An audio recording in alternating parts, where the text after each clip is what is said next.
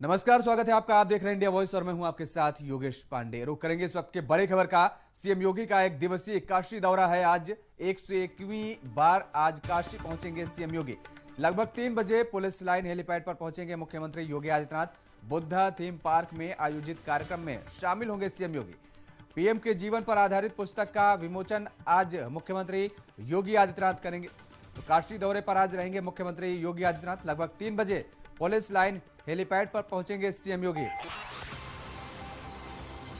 CM योगी का एक दिवसीय काशी दौरा है आज। लगभग 3 बजे आज मुख्यमंत्री योगी आदित्यनाथ काशी पहुंचेंगे। 101वीं बार आज काशी पहुंचेंगे सीएम योगी आदित्यनाथ। लगभग 3 बजे पुलिस लाइन हेलीपैड पहुंचेंगे मुख्यमंत्री योगी आदित्यनाथ। आज एक दिवसीय दौरा है काशी का सीएम योगी का। बुद्धा थीम पार्क में आयोजित कार्यक्रम में मुख्यमंत्री योगी आदित्यनाथ आज शामिल होंगे और इसके साथ ही पीएम के जीवन पर आधारित पुस्तक का विमोचन भी करेंगे मुख्यमंत्री योगी आदित्यनाथ। सीएम योगी का आज काशी दौरा है, एक दिवसीय दौरा है मुख्यमंत्री योगी आदित्यनाथ का। ज्यादा जानकारी के साथ हमारे संवाददाता अभिषेक झा हमारे साथ फोन लाइन पर बने हुए हैं। अभिषेक, आज मुख्यमंत्री योगी आदित्यनाथ का काशी दौरा है और प्रधानमंत्री नरेंद्र मोदी पर आधारित लिखी गई पुस्तक का विमोचन करेंगे और क्या कुछ कार्यक्रम लगे हुए हैं सीएम योगी के? सीएम योगी के दो महत्वपूर्ण कार्यक्रम हैं। एक है जो सारनाथ में स्थित जो भगवान बुद्ध की जो कर्मस्थली है सारनाथ, वहां पर एक कार्यक्रम है। राजस्थान की एक संस्था है, उस संस्था की तरफ से यह कार्यक्रम आयोजित किया गया है, जिसमें जो एक पूर्व अधिकारी रहे हैं उनके द्वारा लिखी हुई किताब है। ये किताब लिखी हुई है प्रधानमंत्री नरेंद्र मोदी के 20 साल के राजनीतिक कैरियर के ऊपर में, और उसी किताब का विमोचन सीएम योगी यहाँ पे करेंगे। उसके अलावा दूसरा कार्यक्रम उनका रुद्राक्ष भवन में है। ये भी एक एनजीओ की तरफ से आयोजित कार्यक्रम है और वहाँ पे शिरकत करने के बाद जो अन्य कार्यक्रमों की अगर बात की जाए तो निश्चित तौर पे वाराणसी आएंगे तो मंडल स्तरीय उनकी जो बैठक है, जो समीक्षा वो करते हैं तमाम जो परियोजनाओं की, वो भी एक बैठक लेंगे। उसके बाद वो लखनऊ के लिए वापस रवाना होंगे। इसी बीच काशी विश्वनाथ मंदिर जाने की भी उनकी खबर जो है वो मिल रही है, क्योंकि पिछली बार जब वो आए थे अपने 100वें दौरे पर तो उन्होंने काशी विश्वनाथ मंदिर का दर्शन नहीं किया था, लेकिन इस बार संभव है कि वो काशी विश्वनाथ मंदिर जाए दर्शन करने के लिए। और जो उसके अलावा जो गंगा नदी का जो जलस्तर बढ़ा हुआ है उसको लेकर के अधिकारियों को दिशा निर्देश दे सकते हैं कि कैसे तैयारी रखनी है और क्या करना है। उसके अलावा जिस तरीके से डेंगू की जो बीमारियां हैं वो फैलती जा रही है, तो संचारी रोगों को लेकर के जिस तरीके से लखनऊ में 15 दिनों पहले जो जिस तरीके से संचारी रोगों को लेकर के एक अभियान चलाया गया था, उसकी क्या स्थिति है उसका भी जायजा लेंगे अधिकारियों से बैठक के साथ। तो निश्चित तौर पर सीएम योगी का ये आज जो 3 जिलों का दौरा है उसमें वाराणसी आखिरी पड़ाव है, उसके बाद वो लखनऊ के लिए रवाना हो जाएंगे। बहुत बहुत शुक्रिया तमाम सारी जानकारी देने के लिए अभिषेक।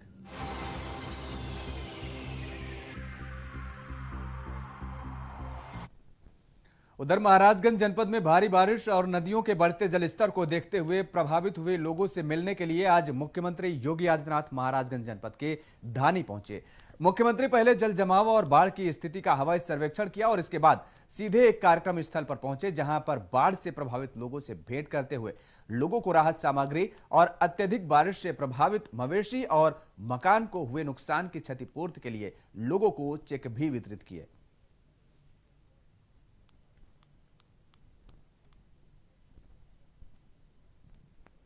मैंने भी स्थानीय विकास खंड के उन गांवों का हवाई सर्वेक्षण किया है जहां पर पिछले एक सप्ताह से बाढ़ की आपदा का सामना हम सबको करना पड़ा है। असमय बाढ़ है। अक्टूबर के महीने में पहली बार बाढ़ के इस प्रकार की त्रासदी का सामना सबको करना पड़ा,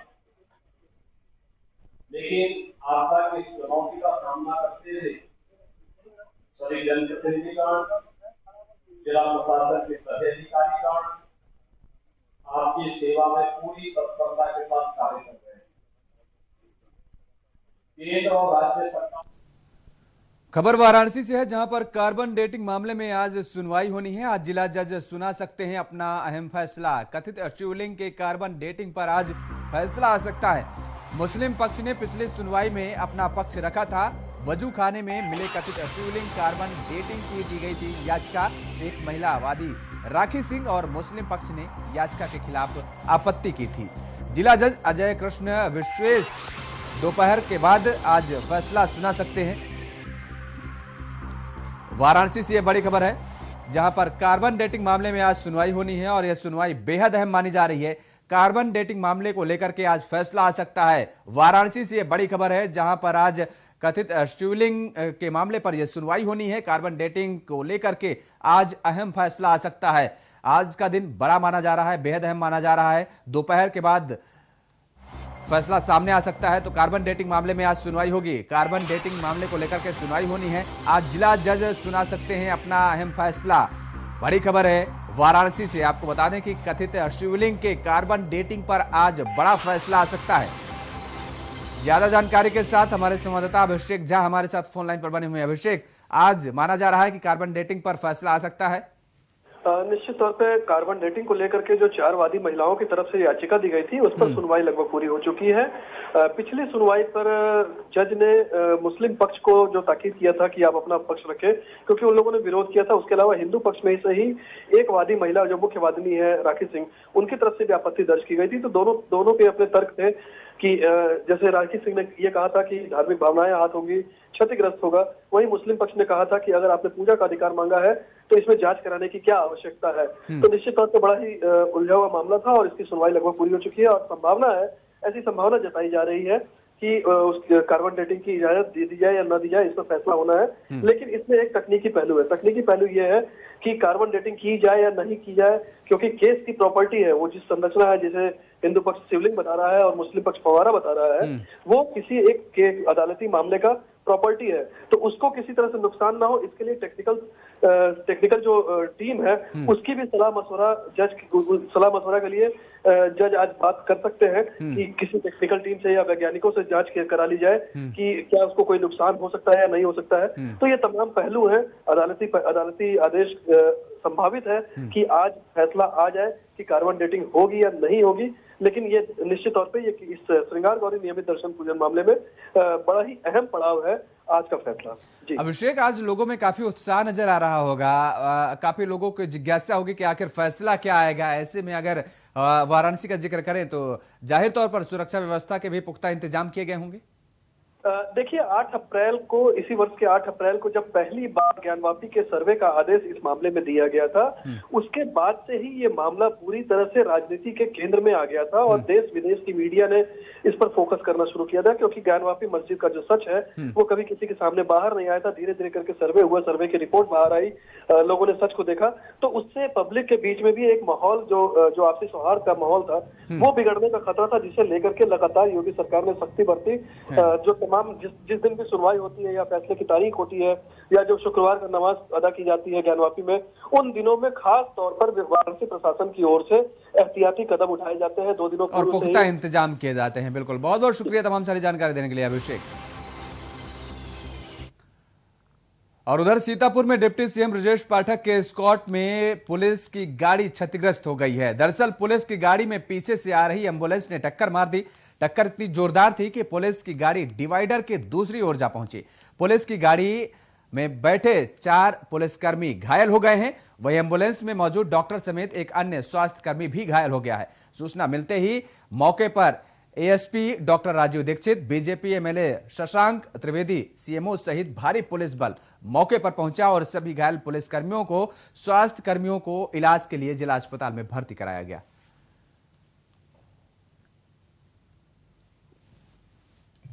मैं फ्री जाना था, उसी काफिले की गाड़ियां हैं। ये एम्बुलेंस है और पुलिस की एक गाड़ी है। इन गाड़ियों में टक्कर हुई है।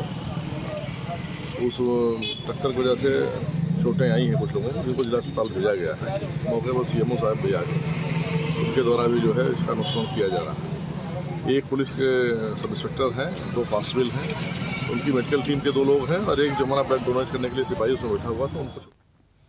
और खबर बिहार के पटना से है, जहां पर गब्बू सिंह के कई ठिकानों पर छापेमारी की गई है। बिल्डर और जेडीयू के नेता हैं गब्बू सिंह, जिनके कई ठिकानों पर छापेमारी की गई है। गब्बू के ठिकानों पर आईटी की टीम छापेमारी कर रही है। गब्बू सिंह और उनके स्टाफ के 31 ठिकानों पर आईटी की रेड पड़ी है। जेडीयू के राष्ट्रीय अध्यक्ष ललन सिंह के करीबी माने जाते हैं गब्बू सिंह। जेडीयू नेता गब्बू सिंह के ठिकानों पर छापेमारी हुई है और जेडीयू के राष्ट्रीय अध्यक्ष ललन सिंह ने कहा है कि कानून अपना काम कर रहा है। कोई करीबी नेता होता है, सब जानता है कि जो विरोध में होता है उनके यहाँ ये छापा मार कार्रवाई की जाती है। कोई गलत नहीं है कि प्रेशर में ये लोग आए होंगे, ये बड़ा आरोप भी लगाया गया है।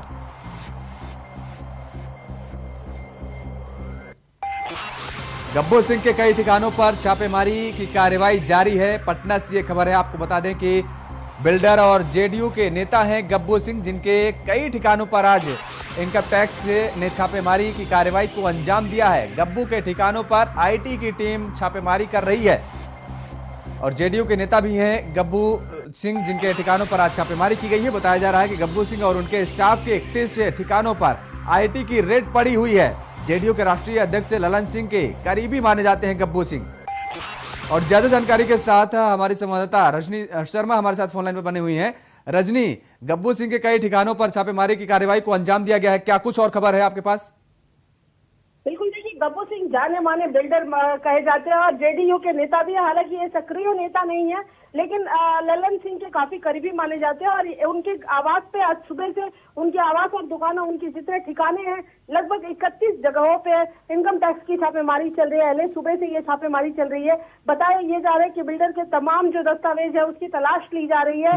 क्योंकि पहले भी कई बार ऐसे हमले हुए हैं, ऐसे आईटी के छापे पड़े हैं और एक बार फिर से विपक्ष को लेकर, बीजेपी को लेकर ये निशाना साधने लगा है, सरकार की ओर से ये निशाना साधा जाने लगा है कि कहीं ना कहीं ये एक बार फिर सरकार को घेरने की कोशिश है।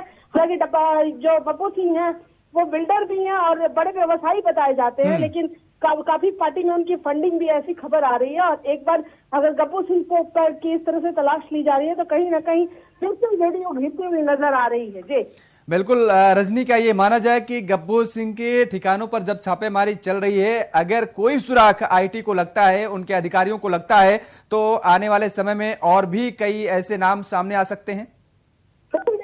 जिस तरह की छापेमारी चल रही है, सिर्फ गब्बू सिंह नहीं, गब्बू सिंह के जो कर्मचारी हैं, उनके कार्यालय में काम कर लोग हैं, लगभग 31 लोगों के आवास पे भी छापेमारी चल रही है। तो कहीं ना कहीं पुलिस को ये सबूत हाथ लगी थी, आईटी को ये सबूत हाथ लगी थी और उसके बाद तमाम दस्तावेजों के बल पे ही ये छापेमारी चल रही है और वो दस्तावेज खंगाले जा रहे हैं जिसमें कुछ गड़बड़ की आशंका है। जी बहुत धन्यवाद तमाम सारी जानकारी देने के लिए रजनी। ये तो उनका जाननी हुई बात है, ये कोई नई चीज है। जहाँ जहाँ विरोध में उनके लोग रहते हैं, सीबीआई और ईडी का इस्तेमाल, इनकम टैक्स का इस्तेमाल ये लोग करते हैं। जैसे लोग कपड़ा बदलते हैं वैसे ही इस्तेमाल करते हैं, करते रहें। अरे दबाव क्या होगा, वो यहाँ दबाव।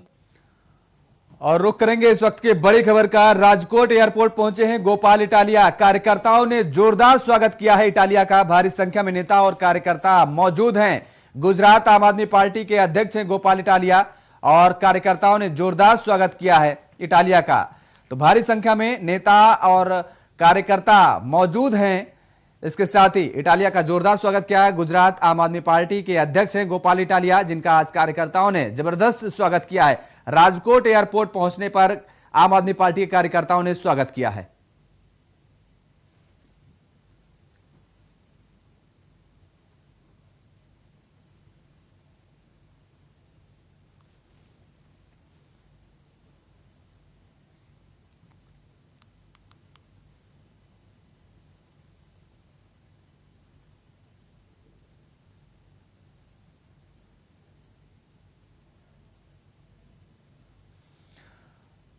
और उधर यूपी के सुल्तानपुर से खबर है, जहां पर बीटेक छात्रा से गैंगरेप के मामले में बड़ी कार्रवाई की गई है। गैंगरेप आरोपी से पुलिस की मुठभेड़ हुई है। मुठभेड़ में आरोपी रंजीत उपाध्याय गोली लगने से घायल हुआ है और दूसरा आरोपी सूरज पांडे भी गिरफ्तार किया गया है। घायल रंजीत उपाध्याय को इलाज के लिए सीएचसी में भर्ती कराया गया। बीते 7 अक्टूबर को ट्रेन से उतरी थी बीटेक छात्रा और लिफ्ट देने के बहाने दोनों ने वारदात को अंजाम दिया था और आज ये बड़ी कार्रवाई की गई है। गाड़ी के रजिस्ट्रेशन के आधार पर पुलिस ने बदमाशों की गिरफ्तारी की है। पुलिस ने गाड़ी, अवैध तमंचा और डिजिटल साक्ष्य भी बरामद किए हैं। तो जयसिंहपुर थाना इलाके का ये पूरा मामला है, जहां पर अपराधी धर दबोचे गए हैं। पुलिस को ये बड़ी कामयाबी मिली है। बीते 7 अक्टूबर को ट्रेन से उतरी थी बीटेक की छात्रा, और उसे लिफ्ट देने के बहाने उसके साथ दुर्व्यवहार किया गया था। लिफ्ट देने के बहाने दोनों ने वारदात को अंजाम दिया था और आज बड़ी कार्रवाई को अंजाम दिया पुलिस की टीम ने। गाड़ी के रजिस्ट्रेशन के आधार पर पुलिस ने बदमाशों की गिरफ्तारी की है। ये बड़ी कामयाबी मिली है। पुलिस ने गाड़ी, अवैध तमंचा और डिजिटल साक्ष्य भी इस दौरान बरामद किए हैं। तो जयसिंहपुर थाना इलाके का ये पूरा मामला बताया जा रहा है, जहां पर पुलिस को बड़ी कामयाबी मिली है। और दर्शकों को बता दें कि सुल्तानपुर से खबर है, जहां पर बीटेक छात्रा से गैंगरेप के मामले में यह बड़ी कार्रवाई की गई है पुलिस की तरफ से।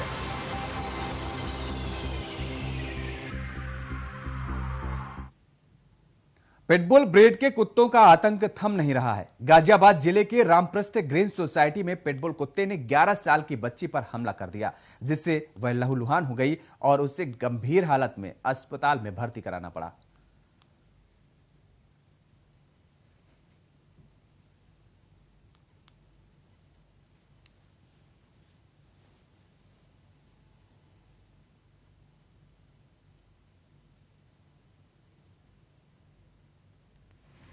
सोसाइटी में रखना, मेरी कई फ्रेंड्स के की तो हालत ही ख़त्म कर दी। इस ब्रीड ने उनके पूरे फेस बिगाड़ दिए, गर्दन बिगाड़ दी, सब कुछ। आज मेरी बच्ची की हालत ये हो गई कि मेरे कल से देखा नहीं जा रहा। इनके डॉग ने इस तरीके से उसके पैर में, थाइस में जबड़ा मारा है कि इतने मोटे मोटे होल हो गए हैं उसके दांत के और सारा मांस ऊपर आ गया। इतनी ब्लीडिंग हुई कि रात को उसकी ब्लीडिंग रुक नहीं पाई। मतलब मैक्स हॉस्पिटल में डॉक्टर्स भी ये बोले कि ऐसे आप कौन सी सोसाइटी में रहते हैं।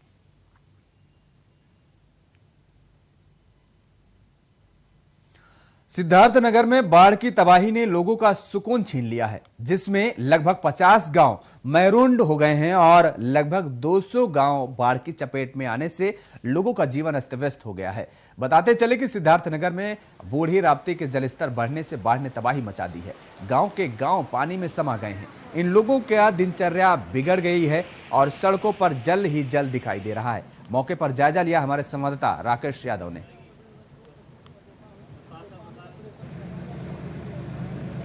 200 गांव बाढ़ की चपेट में आ गए हैं। चारों तरफ जल ही जल दिखाई दे रहा है। सिद्धार्थनगर की ये तस्वीरें हैं। लोगों का जनजीवन अस्त व्यस्त हो गया है। भारी समस्याओं का सामना करना पड़ रहा है लोगों को। बाढ़ ने तबाही मचा रखी है। ये तस्वीरें सिद्धार्थनगर की हैं, जहां पर लोग बेहद परेशान नजर आ रहे हैं। बाढ़ की चपेट में आ गए हैं। जैसा कि देख पा रहे हैं कि नदी का जलस्तर लगातार पिछले 2 दिनों में बढ़ा है, जिसके कारण कई लोग फंसे हुए हैं। कुछ हमारे टोले हैं, जैसे खजूरिया हो गया, गुलरगजवा हो गया और नजरगढ़वा हो गया। यहाँ पे कुछ लोग फंसे हुए हैं, तो उनको निकाल के सेफ पॉइंट पे, जैसे जो हमारे रिलीफ कैंप्स हैं, वहाँ पहुँचाया जा रहा है, जिसके लिए हमने SDRF, फ्लड PAC और स्टीम बोट की व्यवस्था की हुई है। इस समय हम खड़े हैं सिद्धार्थनगर जिले के जो ढेबरुआ थाना क्षेत्र में पड़ता है अकराहरा गांव। अकराहरा गांव में इस समय बाढ़ का कहर इस कदर है कि पूरा गांव बाढ़ से डूब चुका है। कई घरें बाढ़ में विलीन हो चुकी हैं। अब आइए वहीं के लोग हैं, इनसे बात करते हैं। शासन द्वारा क्या इनकी मदद कोई की दी जा रही है या नहीं? आप बताएं, शासन से कोई सुविधा मिली आपको? सुविधा मिलेगा कि नहीं मिलेगा? शासन आपको कोई सुविधा दिया? अभी नहीं। जैसे आप लोग बाढ़ में अब घुस के आ रहे हो, न्याय तक की कोई व्यवस्था आपको दी गई? नहीं।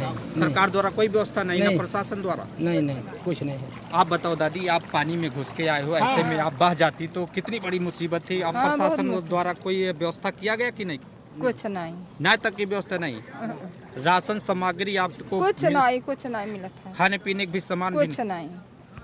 यहाँ के लोगों का कहना है कि अभी सरकार द्वारा कोई न राशन की सुविधा न नाव की व्यवस्था दी गई है। ये लोग बाढ़ में घुस के आ जा रहे हैं अपने जान जोखिम में डालकर। ऐसे में प्रशासन को चाहिए कि इनको न्याय का मुहैया कराए और गांव में जो डूब रहा है गांव, उनको बाहर निकाला जाए। सिद्धार्थनगर से राकेश यादव, इंडिया वाइस। जमशेदपुर साकची थाना पुलिस को एक बड़ी सफलता हाथ लगी है। दरअसल पुलिस ने 5 चोरी के आरोपियों को गिरफ्तार किया है। शहर के अलग अलग जगहों से हुई इनकी गिरफ्तारी और इसके बाद पुलिस ने इनसे 2,15,000 की नकदी भी बरामद की है। वहीं एएसपी ने प्रेस वार्ता कर जानकारी देते हुए कहा कि पिछले दिनों बाजार की एक दुकान और एक मकान में चोरी हुई थी और मामले का खुलासा किया गया है, जिसका आज और थानों में भी इनके खिलाफ सबूत मिले हैं, जैसे जो बिष्टुपुर के 3 केसेस हैं वो भी इनके ऊपर हैं। इन 5 की क्रिमिनल हिस्ट्री रही है। कुल मिला के इनके ऊपर किसी के ऊपर 2, किसी के ऊपर 3, किसी के ऊपर ऐसे कर करके इनके नाम 10 केसेस में पहले भी चोरी के ऊपर रहे हैं। और इनके पास इस बुलेटिन में फिलहाल इतना ही। खबरों के लिए आप देखते रहिए इंडिया वॉइस। नमस्कार।